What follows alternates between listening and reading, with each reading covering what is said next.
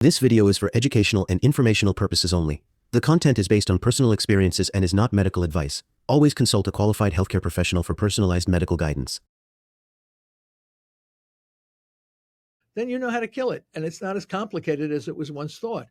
That is probably what I just told you is probably one of the greatest obstacles. I don't believe it. How could you say this terrible disease is not as complicated as, well, that's also the dogmatic mindset.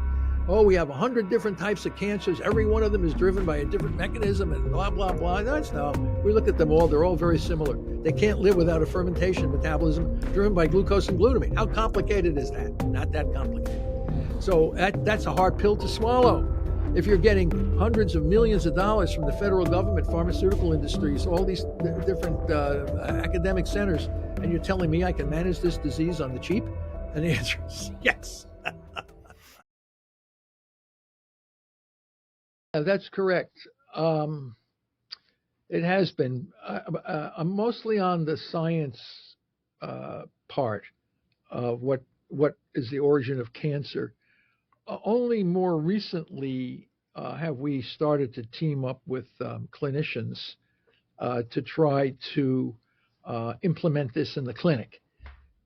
So my focus has been convincing the field that it's a mitochondrial metabolic problem and not a genetic problem. So the theory under which the disorder is viewed will determine the clinical strategy that you use to manage the disease. So if the world continues to persist in thinking that it's a genetic disease, we're never going to drop the death rate. So I've been targeting the foundational basis of what cancer is, and then I let my clinical colleagues follow the practice on patients. So that's the plan that I have, because I'm not trained or qualified to treat people with cancer, but I have friends that can do this based on the new understanding of what it is, but I can't do that. So I have to team up with others that can do that. Probably around the year 2000, so 25 years ago. I mean, I had been studying cancer, but never looking at it like what's the origin of it. I mean, we look at cancerous tissues and we see all kinds of abnormalities.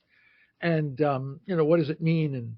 And I was studying it from the point of glycobiology, and I really wasn't. I was using cancer as a tool to study glycolipid and glycobiology perturbations. We would see certain lipids, glycolipids that were abundant in cancer, and then we would try to figure out how that happened. But none of this was related to how cancer arose or had any linked treatment in a clinic. It was just what we call basic research. It wasn't until we started to recognize that calorie restriction could have a profound effect on the growth of cancer, because we had a parallel study with epilepsy, and we had been developing ketogenic epilepsy diets and calorie restriction and metabolic therapy for epileptic seizures. And we were studying abnormal vascularization in cancer cells at the same time. But then when we started to put the mouse bearing the tumors on these calorie restricted ketogenic diets, they hammered the vascularization, something fierce. And at the time, the world thought that cancer was driven by abnormal vascularization. So they were making various drugs, the ones they still use today, like Avastin, and some of these other drugs that target the abnormal vasculature in cancer. And they're a bust. I have no clue why they continue to use those toxic, expensive drugs that don't work. But yet they do, and I think it's all revenue generation driven. It has nothing to do with patient outcome. But we were looking at those same things, but we were seeing much greater therapeutic efficacy targeting lowering blood sugar and elevating ketones. None of those anti-angiogenic vascularization drugs are nearly as powerful. So I said, what is everybody doing wasting their time looking at those things? And then I linked into Otto Warburg, who said, cancer was a metabolic problem, dysfunctional mitochondria. And I have to be honest with you, I'm seeing the same thing. So why is everybody in the world thinking it's a genetic disease? I'm seeing what Warburg said. And And then we started to realize how they threw Warburg under the bus, why they took this brilliant German scientist who was closer to cancer knowledge than anyone on the planet, and they threw him under the bus, and they ran off like lemmings over the cliff chasing genes. Even to this day, they're all locked into this dogmatic mindset. So what we've done over the last 25 years is find out why they thought Warburg was wrong and where he was in fact misinterpreting some things. Basically, he was right. He just had the readouts a little wrong. So we went back and figured out why he made mistakes, and then we showed where the information wasn't available at that time for him to put the entire puzzle together. And now we have done that. And it's unambiguous that cancer is a mitochondrial metabolic disease with the gene mutations, all downstream epiphenomena. Precision medicine and all this kind of these hot button terms you hear, all based on the somatic mutation theory, which has now been overturned and debunked. And yet the field, the pharmaceutical companies, the academic institutions are so locked into this failed system that we have 1,700 people a day dying, 618,000 people a year dying, 70 an hour, because they're still locked into this absurd, wrong theory. It's not a genetic disease. Once they come to know that, we're going to see massive improvement in overall survival and quality of life and overall survival. So that's what my fight is. I know it works in the clinic. They won't do it and won't touch it with a 10-foot pole. I mean, here and there we get this one person, that one person showing they're living 10 years. They should have been dead in 9 months. They won't allow the clinical trials to be done the way we want them done, the way we know how to do it. We've written a big treatment protocol with my colleagues, my clinician friends. So we know how to do this. We know how to drop the death rate. We know how to manage cancer. The problem is the field is so locked into this dogmatic ideology, they can't get out of their own way. And consequently, we have to sacrifice all these poor folks. I think there's no one thing. I mean, we're essentially ignored because God forbid if you focus your attention and open the box to what we're saying, I mean, you're going to have hell to pay from everybody. So the best thing to do is just ignore it. Perhaps it'll go away. Well, it ain't going away. And it's coming at you like a steamroller. And people are starting to wake up to the fact they don't want to be poisoned and irradiated and surgically mutilated the way we're doing this. It's not something that people are all excited about. I think when you get the diagnosis of cancer, man, you feel like the Grim Reaper is now one of your neighbors. I mean, it's just like, we don't have to have that. We don't have to have that. And we know how to manage this disorder in a relatively non-toxic way. The patient themselves have to shoulder a lot of the success of the problem rather than just sitting there like some mannequin and being brutalized. I mean, it's a emotional process. It's a paradigm shift, no different than the Copernican revolution. It's absolutely more important and more profound than that, because there wasn't 1,700 people a day dying whether you thought the sun or the earth was the center of the solar system. Into this gene absurdity, you are now allowing these poor folks to die because you're not focusing on the really important issues. And that's a crime. That's a tragedy of unbelievable proportions. Yeah, well, I say you're going the wrong way. Well, how about their track record? I mean, you got 1,700 people a day dying. If they knew what was going on, we wouldn't have that massive death, suffering, unbelievable. So what are you telling me? You're targeting the very fuels that are driving the dysregulated growth. We have clearly shown they can't grow without the sugar glucose or the amino acid glutamine, and they can't transition over to fatty acids and ketone bodies. I mean, you transition the whole body away from the fuels driving the dysregulated growth, you get dead cancer cells, and the rest of your cells started getting healthier and healthier. And you're telling me that's quackery? And you're telling me that we're going to irradiate and poison some guy because that's the right thing to do? I mean, if anything is quackery, that stuff is medieval. It's not working for the majority. Yeah, they're okay. We have a lot of cancer survivors. There's no question about millions who have survived radiation and poisonous chemicals. But many of these folks pay a serious price for that.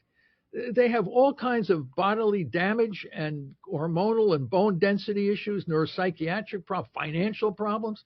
I mean, they have all these problems that's being collateral damage from medieval therapies. We're telling you that the mitochondrial metabolic therapies are based on what the nature of the disease actually is.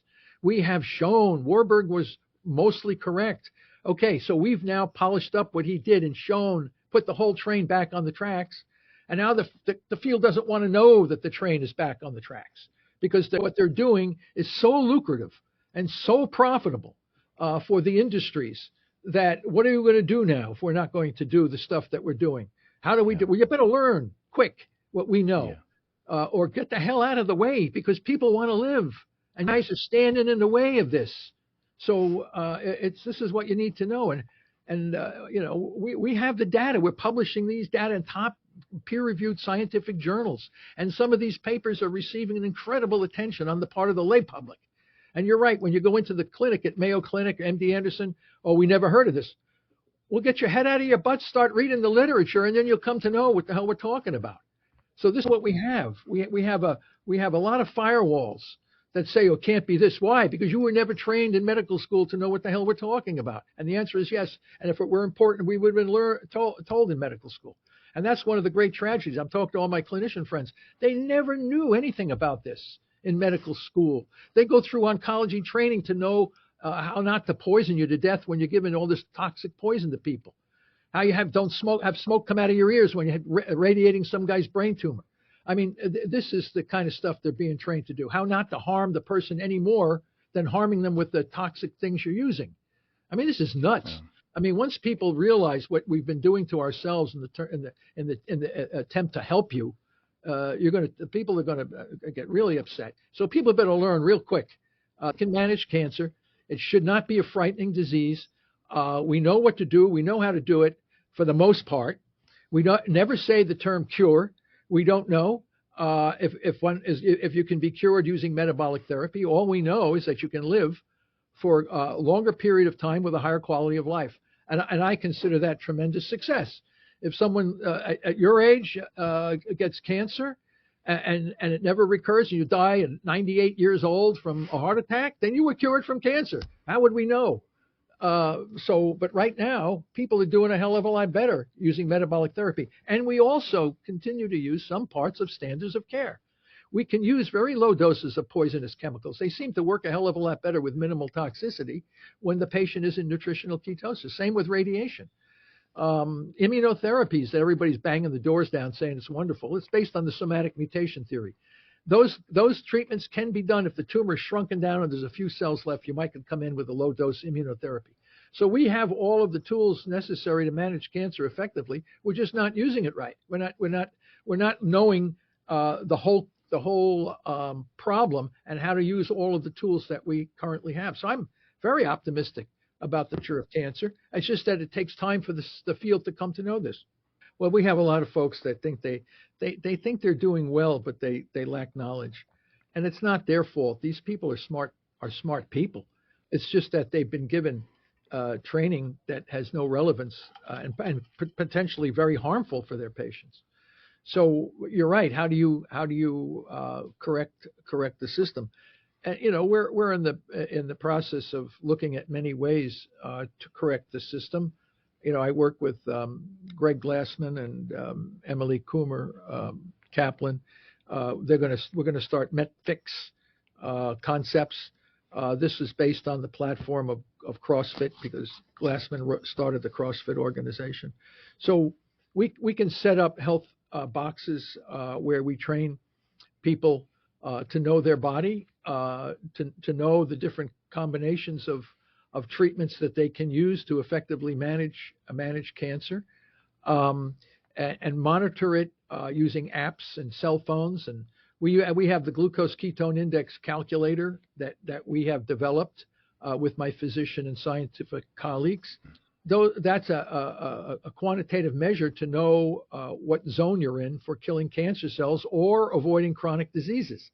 I mean, we'll be able to manage all of these chronic diseases. Cancer is simply one of the many chronic diseases, a very lethal one that puts the fear of God into people. But you have diabetes, obesity, you have cardiovascular. All of these are different branches of the same problem, which is a mitochondrial problem ultimately. The mitochondria is the organelle in the cell. you have, we have organs in your body like the liver, kidneys, spleen, intestines, and these kinds of things. But inside the cell, you have organelles. You have the nucleus, and you have the mitochondria, and then you have lysosomes and Golgi. You have different components inside the cell, and the mitochondrion, which was second-class citizen to the nucleus, I guess you could say. When you look at a cell, the first thing you see is a big nucleus, and the DNA is in the nucleus for the most part. And so everybody's for more than a century have been focusing on the nucleus and the DNA and the gene mutations and all this kind of stuff, which is itself is very interesting, and inborn errors of metabolism for sure, developmental sequelae and all this kind of stuff. And mitochondria is more or less, this is the organelle that gives us the energy so everybody can do what they need to do, but it's really the nucleus that controls everything. But we have completely flipped that over, we and others, of course. It turns out that nucleus seems to be a responder to the energy and how the energy comes out of the mitochondria. Until we developed electron microscopy, it was very hard to really see mitochondria. They were like kind of a thread-like organelle that was actually a living organelle inside the cell. They moved around, they fused and separated with each other. They were a very dynamic organelle. They weren't sitting there. And we then began to realize over time that organelle is really calling the shots for the whole cell. It tells the cell when to grow. It tells the cell when not to stop growing. It gives the energy so that the nuclear enzymes and signals take place. So it's really controlling what the nucleus does. It controls the cell cycle. It controls the differentiated state. It controls the quiescent state, all due to these signaling properties inside this dynamic organelle.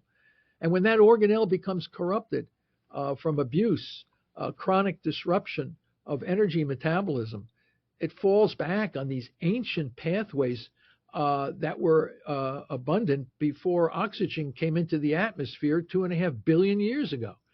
So what we're seeing is these cancer cells are simply using energy the way all of our cells did 2.5 billion years ago. And as long as you had those fuels to drive this pathway, this fermentation energy, these damn things grow out of control. So you pull the plug on their fermentable fuels, and all of a sudden they start dropping out like crazy without toxicity. So this is the beauty of it. It's just incredible how we can kill these cancer cells. We have made cancer out to be some incorrigible monster of massive complexity, that even the greatest minds in artificial intelligence have been beaten down by the complexity of this disease. And the idea is we've been off on a wrong theory. And when you have the wrong theory, you're never going to fully understand the problem. But once you realize that it's just simply a disorder of energy metabolism, and the organelle that is supposed to control this is corrupted, leading to the cell to go into a proliferation state the way it did all these millions of billions of years ago, then you know how to kill it. And it's not as complicated as it was once thought. That is probably what I just told you is probably one of the greatest obstacles. I don't believe it. How could you say this terrible disease is not as complicated as, well, that's also the dogmatic mindset. Oh, we have 100 different types of cancers. Every one of them is driven by a different mechanism and blah, blah, blah. We look at them all. They're all very similar. They can't live without a fermentation metabolism driven by glucose and glutamine. How complicated is that? Not that complicated. So that's a hard pill to swallow. If you're getting hundreds of millions of dollars from the federal government, pharmaceutical industries, all these different academic centers, and you're telling me I can manage this disease on the cheap? And the answer is yes. Well, when we looked at the mitochondria, when we corrupt the ability of that organelle to generate energy, it's generally not one thing. It's like what you said about the circadian rhythms. It's bad food, poorly nutritional food, lack of exercise, emotional stress, poor sleep. You chronically damage the ability of the organelle to function through a constellation of assaults, any one of which or in combination can lead to chronic disruption of the energy efficiency of that organelle, gradually causing the cell to shift to a fermentation metabolism and dysregulated cell growth.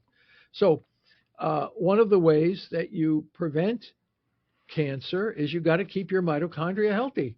Yes, get out in the morning, get the sunlight, do the exercise, reduce stress, try to avoid chronic disruption, inflammatory behaviors chronically, and that will protect you. It's very, very hard to get cancer if your diet and lifestyle is traditional. There's a study that we always talk about in the monkey study from South America, where they took all these macaques, these kind of monkeys, and rubbed chemical carcinogen on their arm to see if they could get a melanoma of some sort chronically. And they did it for years and didn't work, nothing, no cancer. And then they started to feed it to the damn monkeys and inject it into the monkeys. And this was 20-methylclanthrin, a known carcinogen. One monkey in 10 years got some sort of a minor dysregulated tumor of some sort. And you know what the conclusion was? The monkey is not a good model for cancer. But you know, domestic dogs are loaded with cancer. It's the number one killer. And we're giving the dogs the same crap of food that these dog food companies are just putting all kinds of crap in these dog foods. Dogs are getting obese. They have no exercise, and they develop all the same kinds of cancers. Those monkeys were basically eating the same food they evolved to eat. They were just being given a lot of chemical treatment, but they weren't really changing their diet and lifestyle and being exposed to the chemical. Then you would have gotten a very different outcome, in my opinion. But yeah, we can see domesticated animals, monkeys, dogs, are very similar to us in the origin of their cancer is mitochondrial damage, leading to a whole variety. The dogs have diabetes, the dogs have obesity, the dogs have cancer. They're dying faster than they normally would. So, and we're the same. We're obese. We have cancer, cardiovascular disease, type 2 diabetes. We have all the same problems. It's all from the same origin, diet and lifestyle. We're deviated from our Paleolithic ancestry so sharply that we put ourselves at risk. Like I tell everybody, our technology evolved so much faster than our biology. We are still Paleolithic man over hundreds of thousands of years in this kind of an existence. And then within the last 150 years, we're thrown into a completely different kind of an environment where we're putting ourselves at risk for all these chronic diseases, cancer being the big dog. There was a collaboration between the veterinary societies of America and the dog food people. There was some sort of a liaison. I have a friend, Jeff Broderick from Long Island, New York, Huntington. He told me about it. He's a vet. He said, "Oh yeah, the vet societies would be supported by dog food societies, dog food companies, to create this, and let's train the veterinarians to think that eating raw meat is bad for your dog." I mean, they all came from the wolf. The wolf eats raw meat. You should never feed your dog grains and this kind of crap. If they eat grains, they're going to get it from the stomach of a rabbit or something that they kill in the quantities that are all natural. But yeah, I mean, I had to deal with these veterinarians, and I feel bad for them because they're being indoctrinated incorrectly in the damn veterinary schools. They said your dog will get salmonella poisoning. Well, what the hell? You're not going to be giving your dog rotten meat, for Christ's sake. You wash it off and you clean it any more than we would want to do it, right? But they can eat all natural foods, natural meats. They don't have to be given the kibbles and bits and all these toxic things that these dog companies give you. Some of them had to be pulled off the shelves because they found euthanol in the dog foods, which is the drug they use to euthanize dogs and cats. They were grinding up the carcasses from the dogs and cats and putting it back into the dog food, for crying out loud. I mean, this is real ethical behavior, right? Real ethical behavior on them. I mean, they don't care. Dogs are eating. Dogs can eat raw meat as long as it's clean and healthy, and they do a hell of a lot better. That's their natural diet. It's not kibbles and bits. That's an aberration. just any more than we're eating the crap that we're eating in the stores with the high fructose corn syrup and all the processed foods. I have a Twinkie here. Look at this Twinkie. I always like to show everybody my Twinkie. You see this thing here? What is that? You see that? Okay. See, it's Twinkies, right? Can you see the Twinkie box? Wow, everybody says I eat Twinkies. These are 12-year-old Twinkies. They look at them. They look almost like they're brand new. Can you imagine some damn thing looking like it's fresh for 12 years? This is artificial. This is killing us. These are the kinds of things that are putting us at risk for chronic. The people eat this kind of crazy stuff. And they deep fry it and put powdered sugar on top of it. I mean, when you want to kill people, eat Twinkies. I think the people that are working on making Twinkies and doing all this stuff, they probably never think about it. They know they're getting a good job, doing this stuff, packaging this kind of stuff. I don't think they really think carefully that saying that, the foods I'm making are going to kill the next generation of Americans, or put them at serious health risks. I just think it's very, very, as they always say, it's very hard to get somebody to understand what you're saying when their salary depends on them not understanding it. So, I don't think these are bad people. They just lack knowledge, and they have a good job. So the momentum to do this, and they know you take a bite of that Twinkie, you're not going to drop dead tomorrow as the result of it. And it's cheap food. It's what they call comfort food, and we all eat. I don't eat those Twinkies, but I certainly eat a pretzel every now and then. And I probably, but I don't eat a lot of it. I just eat it occasionally. And I think that's okay. Nobody's here to, outlaw certain foods. It's just that you should know the harm that they're doing to your body. And that's why we developed the glucose ketone index calculator. And we're linking that up now to zones of health. When you have a low glucose ketone ratio in the blood, you're generally like Paleolithic man. And when you're in the red zone, you're generally like modern man. So, the person themselves can know what zone they would like to be in: the high risk zone, the moderate risk zone, the low risk zone, or the super healthy zone. And you can all do that with a drop of blood on the end of your finger. And you can get the ratio of glucose to ketone using a Keto Mojo meter. You can buy them on Amazon. And then people from themselves can now know where they stand. And if you're really good and you've kept a low GKI, and you say, "Wow, I feel really good. I'm very good. Okay, eat the damn Twinkie and see what it does to your GKI. And if it shoots it up into the red zone, then you'll know maybe you don't want to eat the Twinkie." So, but everybody will have that opportunity. We're working on this whole dynamic right now. We have all kinds of guys that are working on the apps, very smart people now, getting involved with this general transformation of health, never telling anybody what they can and cannot eat. Let the person know themselves when they look at the meter what they can and cannot eat, and it's up to them whether they want to put themselves at risk or not.